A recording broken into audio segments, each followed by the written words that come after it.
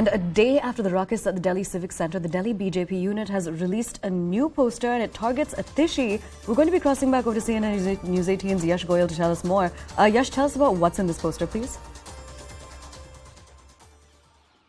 Well, Aisha, this poster categorically targets Atishi, who's the MLA from the Aam Aadmi Party. And this poster, actually what the BJP is saying, Atishi is the one who's behind this entire situation which happened in the house yesterday of the MCD. And in fact, the BJP has said that Atishi was seen talking to certain councillor, and the BJP also says that everything is on account. And in fact, we are also playing that very video for our viewers who are watching CNN.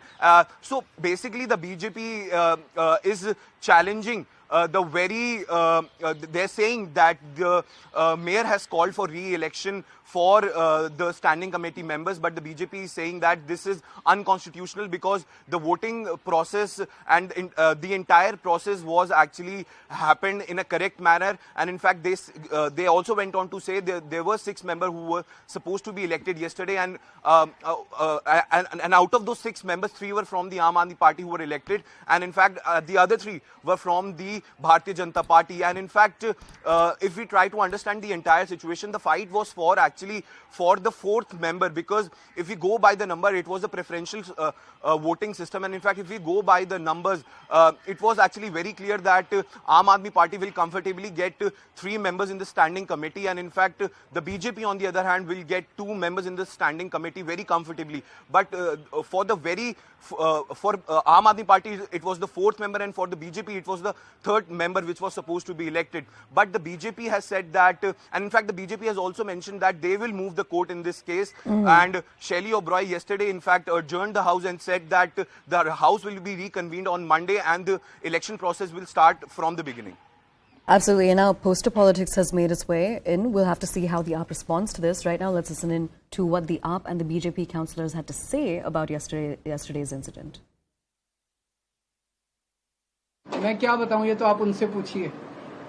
गुंडागर्दी के सिवा उनको कुछ काम नहीं आता। अगर वो इतना देश की जिम्मेदारी उन लोगों को दी हुई है, अगर वो देश के बारे में सोचें तो देश बहुत तरक्की कर सकता है। चारों तरफ गुंडागर्दी, चारों तरफ ये, इससे देश आगे नहीं बढ़ता। हम आपस में क्यों लड़ते हैं?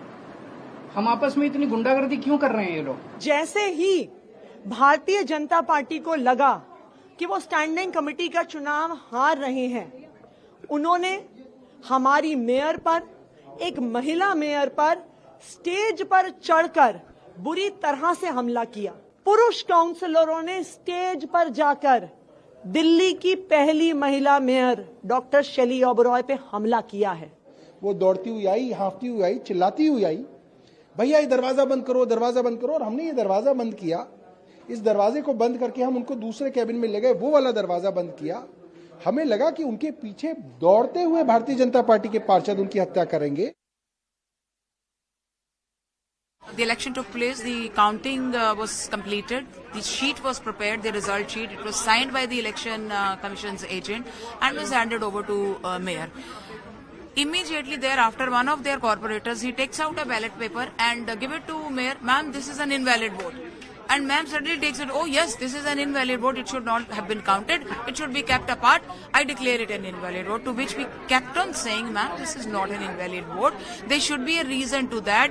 ऐसे लोगों की सेवा करेंगे हम लोग, ऐसे सदन चलाएंगे, इन गुंडों के साथ बैठ के सदन चलाएंगे क्या हम लोग? ये संभव नहीं है, किसी प्रकार से संभव नहीं है। 8-9 उनके पुरुष पार्षद थे, एक मोहिनी जीनवाल महिला पार्षद है, एक बॉबी किन्नर है। मेरे गर्दन पे पैर रख के खड़े हो गए वो लोग, बड़ी मुश्किल से जान बचाई है। जो कि सचिव कह रहे थे कि ये वोट वैलिड है, वो कह रहे हैं इनवैलिड करो, कह रहे नहीं हम तो वैलिड करेंगे, इनवैलिड करेंगे। उन्होंने कहा ये इनवैलिड हो नहीं सकता। उन्होंने बकायदा संविधान दिखाया, संविधान में कहा कि ये वोट वैलिड है, 3 लोग इनके जीत गए हैं, लेकिन मेयर मानने को तैयार नहीं थी। और उनके पार्षदों ने जो बदतमीजी करी, गाली गलौज की, हमारी एक लेडीज पार्षद के बाल छीन के लिटा कर मारा। स्टैंडिंग कमेटी के चुनाव शुरू होने से पहले भारतीय जनता पार्टी के सदस्यों के साथ हमने मिलकर उनकी शर्तें सुनी। उनकी शर्तों और बातों को मानकर हमने चुनाव की प्रक्रिया को शुरू किया। चुनाव शांतिपूर्वक हुआ, पर जब काउंटिंग शुरू हुई, गिनती की शुरुआत हुई, जब भारतीय जनता पार्टी के सदस्यों पार्षदों को लगा कि वो हार रहे हैं, फिर से उन्होंने सदन में हंगामा किया, बहुत ज्यादा हंगामा किया।